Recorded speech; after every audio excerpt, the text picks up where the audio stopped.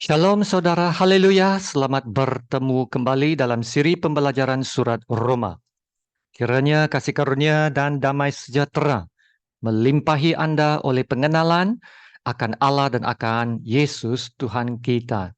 Kita sambung bab 13, ayat dari 11 hingga ke-14 dengan tajuknya Bangun, Bangun dan Bangun. Mari kita baca dari ayat yang ke-11. Hal ini harus kamu lakukan kerana kamu mengetahui keadaan waktu sekarang, yaitu bahawa saatnya telah tiba bagi kamu untuk bangun dari tidur. Sebab sekarang keselamatan sudah lebih dekat bagi kita daripada waktu kita menjadi percaya. Hari sudah jauh malam, telah hampir siang. Sebab itu, marilah kita menanggalkan perbuatan-perbuatan kegelapan dan mengenakan perlengkapan senjata terang. Mari kita hidup dengan sopan, seperti pada siang hari. Jangan dalam pesta pora dan kemabukan, jangan dalam percabulan dan hawa nafsu, jangan dalam perselisihan dan iri hati. Tetapi kenakanlah Tuhan Yesus Kristus sebagai perlengkapan senjata terang, dan janganlah merawat tubuhmu untuk memuaskan keinginannya. Demikianlah firman Tuhan. Ya saudara, keseluruhan bab 13 berbicara tentang kehidupan orang-orang percaya dan bagaimana kita berhubung dengan satu sama lain. Ya, dalam 7 ayat yang pertama, 1 hingga ke-7, Paulus menyentuh tentang kehidupan kita dalam perhubungan dengan pihak pemerintah, yaitu kerajaan. Selepas itu, Paulus berbicara tentang perhubungan kita dengan satu sama lain, tanggung jawab kita terhadap satu sama lain, yaitu memenuhi tanggung jawab, atau Paulus memakai istilah hutang, ya. Kita berhutang dalam mengasihi sesama manusia, jiran kita, masyarakat kita. Dan sekarang ayat 11 hingga ke-14 bermula dengan kata-kata ini.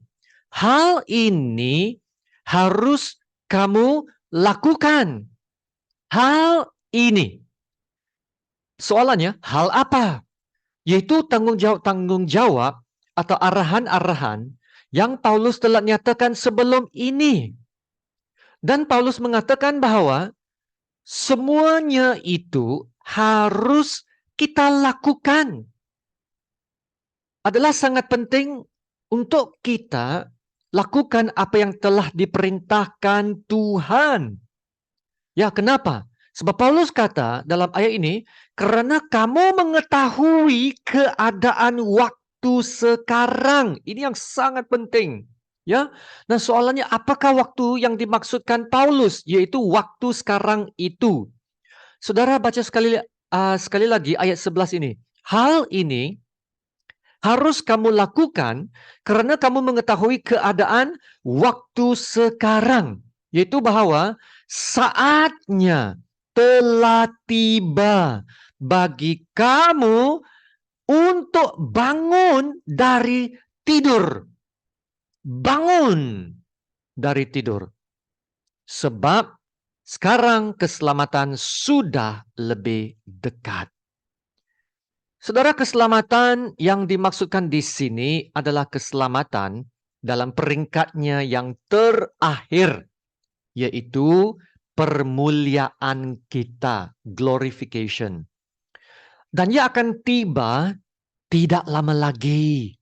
Ya, Petrus juga berbicara hal yang sama dalam 1 Petrus bab 1 ayat yang ke-5, yaitu kamu yang dipelihara dalam kekuatan Allah kerana imanmu. Sementara kamu menantikan keselamatan yang telah tersedia untuk dinyatakan pada zaman akhir. Dan 2 ayat selepas ini, Paulus menambahkan lagi dengan berkata, sehingga kamu memperoleh puji-pujian dan kemuliaan dan kehormatan pada hari Yesus Kristus. menyatakan dirinya. Inilah permuliaan kita, saudara, pada peringkat keselamatan yang terakhir. Saudara, keselamatan ada beberapa peringkat. Peringkat pertamanya adalah perbenaran kita, yaitu dari seorang berdosa, kita telah diubah menjadi orang benar. Ya, kita telah diselamatkan dari segala penghukuman dan tuduhan dan segala dakwaan kesalahan dan pelanggaran terhadap kita telah dijatuhkan. Amin. Dan Paulus telah berbicara hal ini dengan panjang lebar dari Roma bab 1 hingga ke-5. Dan di dalam peringkat ini menyelamatkan kita dan membenarkan kita, semuanya itu dilakukan oleh Tuhan Yesus. Ya saudara, kita tiada ataupun tidak ada bagian dalam peringkat ini ya. Kenapa tiada bagian? Sebab keselamatan itu adalah pekerjaan dan anugerah Tuhan. Peringkat yang kedua dalam keselamatan, peringkat keselamatan adalah pembaharuan kita. Dalam peringkat ini, Roh Allah yang bekerja dalam kita, ya, memperbaharui kita supaya kita menjadi seperti Yesus. Dan kita ada bahagian dalam peringkat ini, yaitu kita bekerja sama atau mentaati pekerjaan Roh Allah yang ada dalam hidup kita. Nah, inilah peringkat kita yang sekarang. Ya, sekarang hidup dalam Roh Allah, hidup dalam ketaatan dan kesetiaan kepada Tuhan. Nah, seterusnya peringkat yang ketiga, yaitu peringkat yang terakhir, adalah permuliaan kita yang akan datang. Kita telah selamat sekarang, memang sudah selamat ya. Tetapi kita masih lagi bergumul dalam kedagingan kita sebagai manusia yang fana. Ya, kita masih jatuh sakit juga, kita masih menghadapi kesusahan hidup dan sebagainya. Ya, tapi semua ini akan berakhir nanti.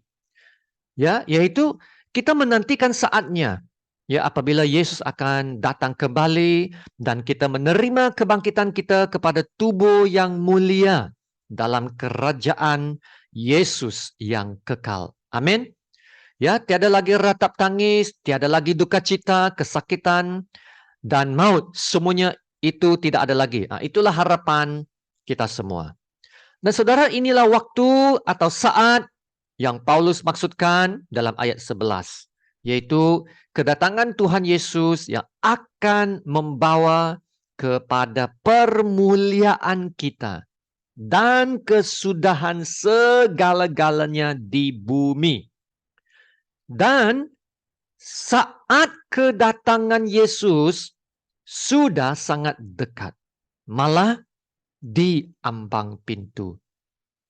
Ya, dalam surat Yakobus ada mengatakan dalam Yakobus bab 5 ayat 8, kamu juga harus bersabar dan harus meneguhkan hatimu kerana kedatangan Tuhan sudah dekat.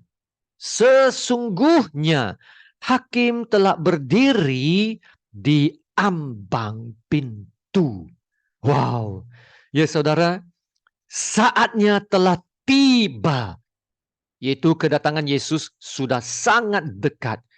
Dan bila tiba hari itu, maka datanglah kesudahannya.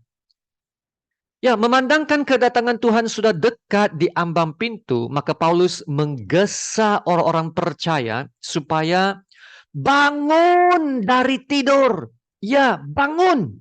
Bangun, bangun. Bermaksud, ada orang-orang Kristen yang masih tidur dalam kerohaniannya. Masih ada orang Kristen yang masih tidur dalam kerohaniannya ya. Yaitu tidak mengerjakan imannya. Imannya tidak tumbuh-tumbuh. Ya, hidup dalam kelekaan, hidup dalam kesenangan, menjalani hidup yang masih mau memuaskan keinginan daging. Pendek kata, hidup yang masih tertarik atau terikat kepada dunia. Yaitu perhubungan dengan Tuhan tidak ada ataupun dingin. Ya, saudara, kita boleh menjadi sibuk dalam banyak hal, termasuk sibuk dengan pelayanan dan aktiviti-aktiviti dalam gereja. Tetapi kita masih tidur dalam perhubungan kita dengan Tuhan. Kita tidak menjaga. Kita tidak mengusahakan perhubungan kita dengan Tuhan. Kita masih tidur dalam perhubungan kita dengan Tuhan. Kita tidak menjaga iman kita supaya ianya bertumbuh. Ya, kita melakukan banyak perkara tetapi mengabaikan hal yang terpenting, yaitu perhubungan kita dengan Tuhan. Jadi Paulus berkata, bangun, sedarlah. Yesus berada di ambang pintu. Nanti bila Yesus buka pintu dan masuk, apa yang Yesus akan lihat kita buat? Adakah Yesus melihat kita masih dalam kesenangan hidup sehingga mengabaikan tanggung jawab ibadah kita kepada Tuhan? Ya, masih mau berfoya-foya dengan dunia, masih dalam kemalasan rohani? Ya, saudara, sangat penting untuk kita bangun, berada dalam keadaan sedar dan berjaga-jaga. Nah, seterusnya ayat 12 berkata, hari sudah jauh malam, telah hampir siang. Sebab itu, marilah kita menanggalkan perbuatan-perbuatan kegelapan dan mengenakan perlengkapan senjata terang. Ya, saudara, ayat ini berkata hari sudah jauh malam. Malam sudah hampir sampai pada penghujung, ya. Matahari akan terbit tidak lama lagi. Ya, hari yang malam ini merujuk kepada dunia kegelapan. Ya, dunia kegelapan. Karena diberitahu selepas ini untuk menanggalkan perbuatan-perbuatan kegelapan, ya, menanggalkan perbuatan-perbuatan kegelapan. Nah, sekarang dunia berada dalam keadaan malam karena perbuatan-perbuatan kegelapannya. Ya, tetapi semua ini akan berakhir juga karena telah hampir siang. Haleluya.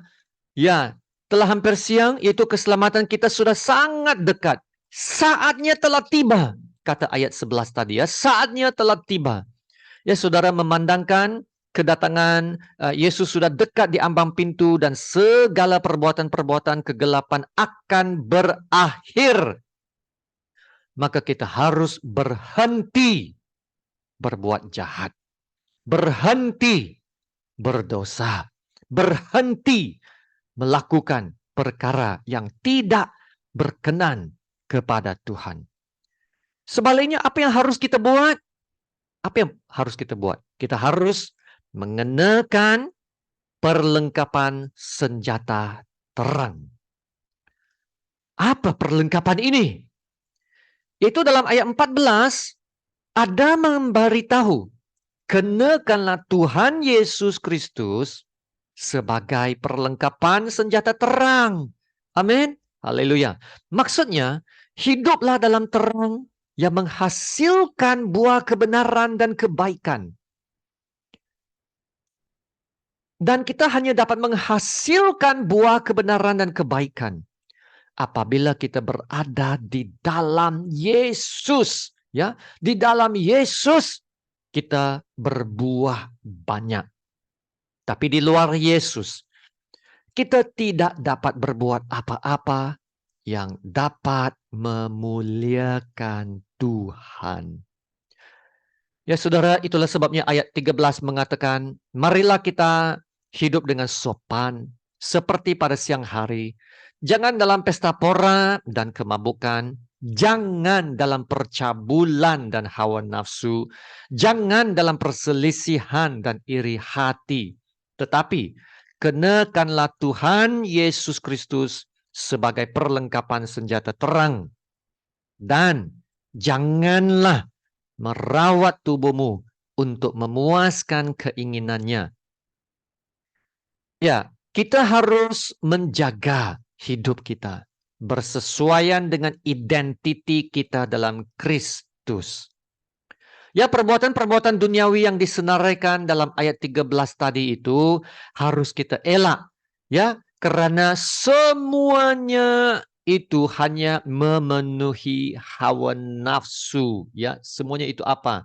Jangan dalam pesta pora dan kebabokan, jangan dalam percabulan dan hawa nafsu, jangan dalam perselisihan dan iri hati. Ya, semuanya ini dilakukan secara sembunyi-sembunyi ya untuk memenuhi hawa nafsu, dan semuanya ini dilakukan dalam kegelapan.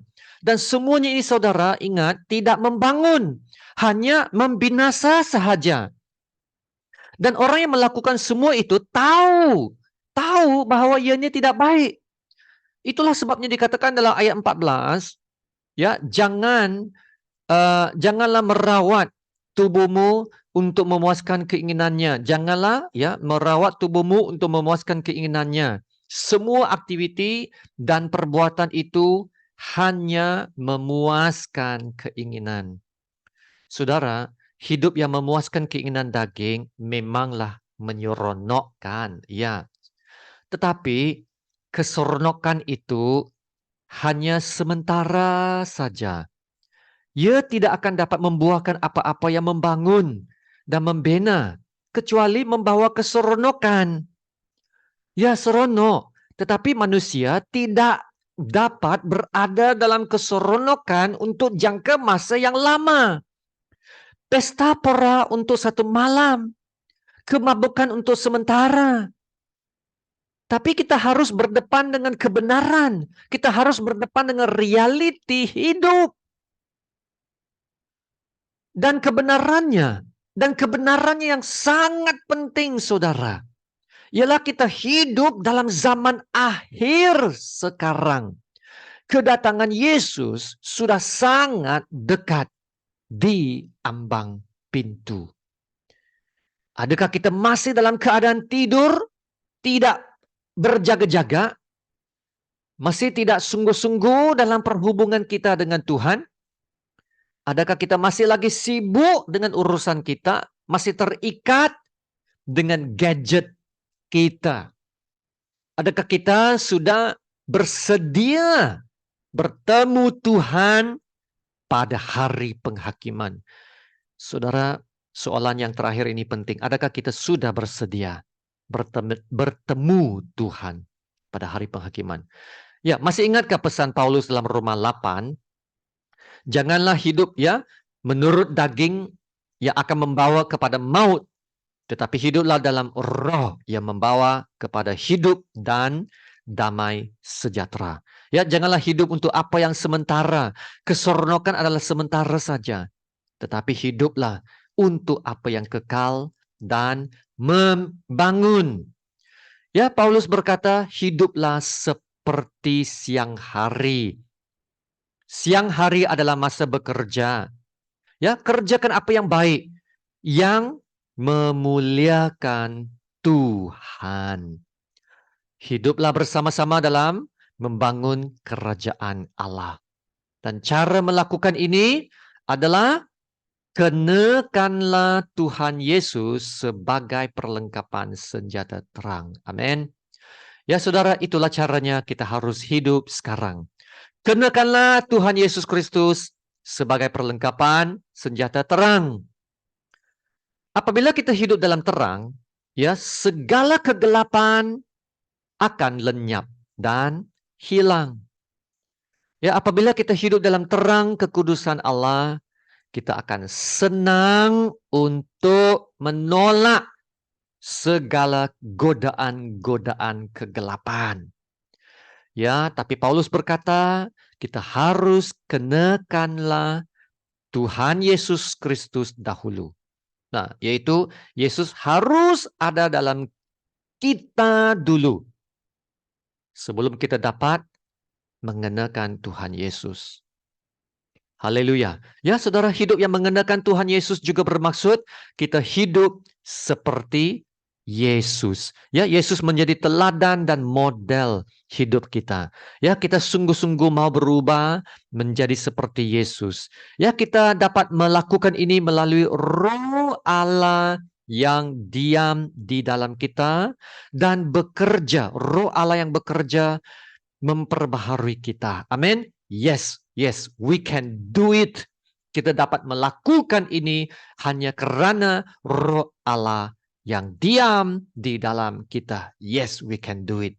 Jadi kita hidup dalam Yesus, kita hidup untuk Yesus, kita hidup dalam penyerahan sepenuhnya kepada Yesus, ya, di mana kehidupan, kehendak, keutamaan hidup diselaraskan dengan kehendak Allah. Ya, dengan itu, ya, kita dapat hidup dalam terang, hidup berjaga-jaga, hidup sedar, dan tidak senang diumbang-ambingkan oleh tarikan, godaan, dan pengaruh dunia. Ya, saudara, adakah kita sudah sadar? Apakah waktu, apakah zaman yang kita hidup sekarang? Sekarang adalah zaman akhir. Sesungguhnya hakim telah berdiri di ambang pintu. Yesus sudah berada di depan pintu dan saya rasa Yesus sedang melihat apa yang kita lakukan sekarang melalui tingkapnya. Ya saudara, bangunlah. Bangun dari tidur. Hari sudah jauh malam. Telah hampir siang. Mari kita berdoa. Haleluya, puji Tuhan, Allah Bapa yang Maha Tinggi dan Maha Mulia. Terima kasih Bapa untuk pengajaran hari ini. Pengajaran yang mengingatkan kami untuk bangun dari keelekaan dan kemalasan rohani. Kami harus menyahut panggilan-Mu untuk mengerjakan iman kami dengan lebih sungguh-sungguh, lebih tekun, dan bukan lagi mau jadi Kristen yang biasa-biasa. Sebab akan datang banyak ujian dan pencobaan dalam zaman akhir ini.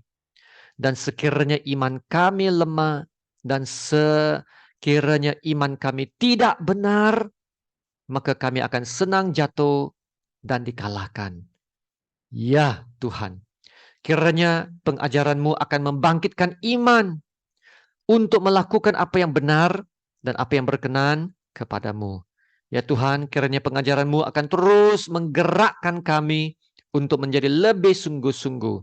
Dan segala sesuatu dapat kami lakukan dalam Tuhan Yesus yang memberi kekuatan. Haleluya. Terima kasih Bapa. Dalam nama Tuhan Yesus yang termulia, kami berdoa dan mengucap syukur. Amin.